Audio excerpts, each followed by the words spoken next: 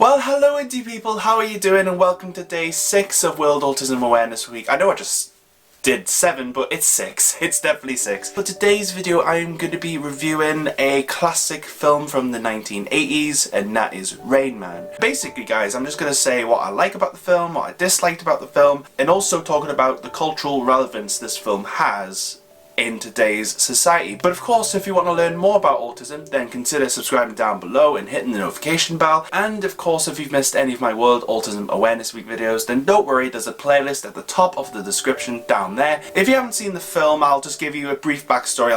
I'll try my best not to give you guys any spoilers to the actual story. Basically, Tom Cruise's character, who's called Charlie, is a car dealer in LA. And he's having financial difficulties, and then learns that his father passed away, you know, his estranged father. Charlie ends up going to his father's funeral and obviously listening to what his father left for him in the will. It turns out that his father didn't really put him in the will that much. The only things that the father left Charlie were his prized car and his rose bushes. The actual money, so the estate and everything that the father had, is left to a trustee. He finds out that the trustee is living in Walbrook, which is a mental health institution. And there they discover Raymond, who is an autistic savant. An autistic savant is someone with an incredible mind. They're very intelligent when it comes to maths and other things that they are interested in. However, Raymond doesn't have social intelligence. Like, I'm not trying to be insulting or anything. He doesn't have very good social skills. Raymond isn't just a trustee.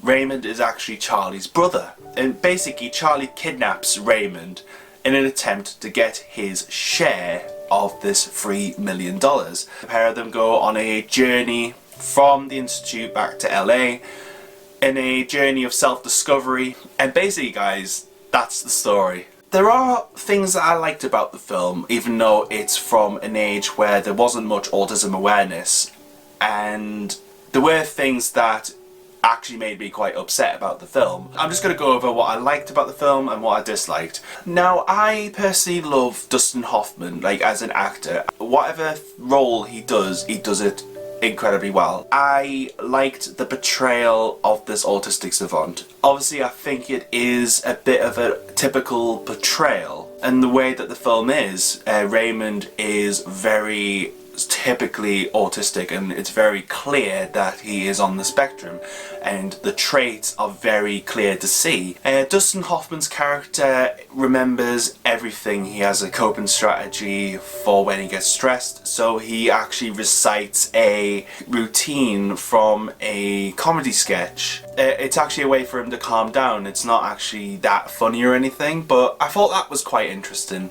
I think Dustman did a really good job of actually playing the character. I felt really sorry for Raymond in a lot of situations. I think that's the key thing as to why I loved the character of Raymond, because he is someone who is a vulnerable adult. I felt a connection with Raymond, and I felt sorry for him. I felt happy for him when things went well. But overall, I liked the character of Raymond. The brother, on the other hand, I really couldn't care less about. I definitely think that Tom Cruise played the character of being a obnoxious brother who is money driven quite well. Throughout the entire film, pretty much, Charlie didn't care about Raymond at all. He didn't understand why Raymond did some of the things that he did in the film, and he didn't understand why certain things triggered him and the way that he coped with things. He didn't understand that. Basically, Tom Cruise's character is very obnoxious, very money driven, and he only cared about the inheritance. Of course, if you've seen the film, Charlie uses Raymond to count cards and get a ton of money because Charlie's in debt.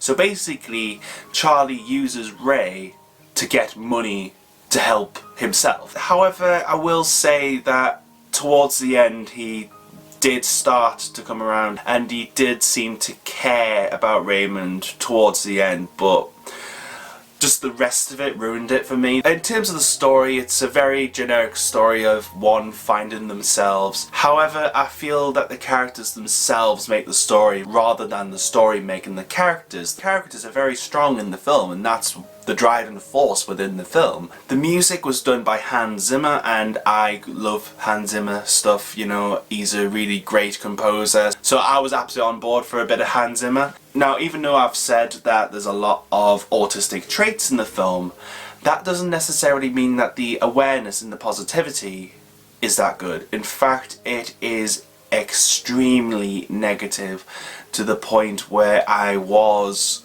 upset a couple of times, and there's a couple of scenes actually where I was thinking, why am I putting myself through this? And the first one that I've wrote down is the scene in the airport. Now, Charlie wants to get to LA and Raymond didn't want to get on the plane, and basically Charlie was trying to force him onto this plane. Raymond was very stressed and Charlie just wasn't having any of it, and then Raymond just had a total freak out. The scene upset me so much because it's very clear, very clear that Raymond did not want to go on this plane because he's never been anywhere outside of Walbrook. But there were a load more times like this, like the whole thing with the underwear. Now, Charlie gave Raymond a pair of his underwear, and obviously Raymond wasn't having it because it's not his. You know, it's not his underwear, it's not his clothing that he feels comfortable wearing.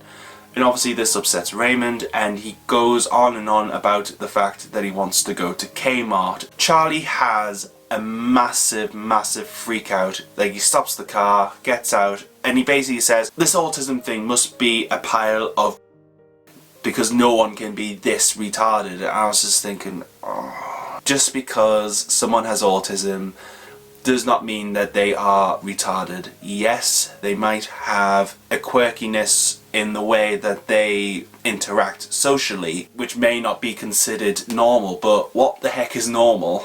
In my eyes, there's no such thing as normal, and for me, what Raymond was doing is his normality. It's his normal to a situation that was obviously distressing to him. It's a small thing that Raymond was complaining about, but he doesn't know any better. You know, it's his comfort, and the way that Charlie freaked out, it upset me because it just showed how little disregard that Charlie had for Raymond. So I've obviously said there's a lot of negativity in regards to autism, and really this idea about watching this film and reviewing it on camera was really to see how socially relevant it is in today's society. And a lot of this negativity by today's standards is not acceptable. I mean, calling someone a retard just because they're autistic is not right, and Charlie kept calling him a retard pretty much for the entire film.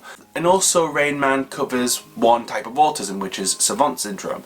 It's covered very well in the film, I have to say, but I think at the time they didn't know a lot about autism. But this one type of autism got into the film, and people assume that that is autism. You know, that is a cookie mold of autism, and everyone who has autism is like Dustin Hoffman's character. And that's just simply not the case. There are autistics who are like Raymond, don't get me wrong. However, there are autistics like myself who are able to cope in social situations and act appropriately. And also there are autistics who are able to live very independently in their own accommodation, you know, cook for themselves, clean themselves, dress themselves, and look after themselves incredibly well. So overall, I liked parts of the film. I loved the characters and what they actually did with the characters. The story was okay. Overall, I thought the film as a package was good. Even though there are these negative things that I personally feel about the autism side of it, and I did get upset, I think for the time that was filmed in, I think it was a massive boost of awareness. Don't obviously feel very comfortable with the negative side of it, and you know, the fact that Charlie was saying Raymond was a retard and all of this stuff. However, I think that the awareness of autism has gotten better over the years, and obviously we know a lot more about autism now than what was portrayed in this film. So for me, watching Rain Man, it was an experience, I have to say. And now when people talk about autism and they bring up Rain Man, I can say not all autistics are like Dustin Hoffman's character. You know, there's a lot of differences, a lot of similarities, but we're not all exactly the same. Obviously, Rain Man is a very well-known film and a really well-liked film, but I think it's important to remember that it was filmed in a completely different time. It was exactly 30 years ago that the film came out, in 1988, but at the end of the day the film did come out 30 years ago and it's a completely different time now. Really guys, that is the end of the video. Thank you so much for joining me for this review. If there are any films or TV shows about autism that you'd like me to review for a future video, just let me know down below. It'd be great to hear your suggestions. Tomorrow is the last day. It's the last day of World Autism Awareness Week, but don't worry, I've got something special for you guys. But for now guys, if you enjoyed this video, then please give it a thumbs up, subscribe down below if you're brand new, stay you, stay indie. I hope you have a really good day, and I will see you all in tomorrow's video. See you later guys.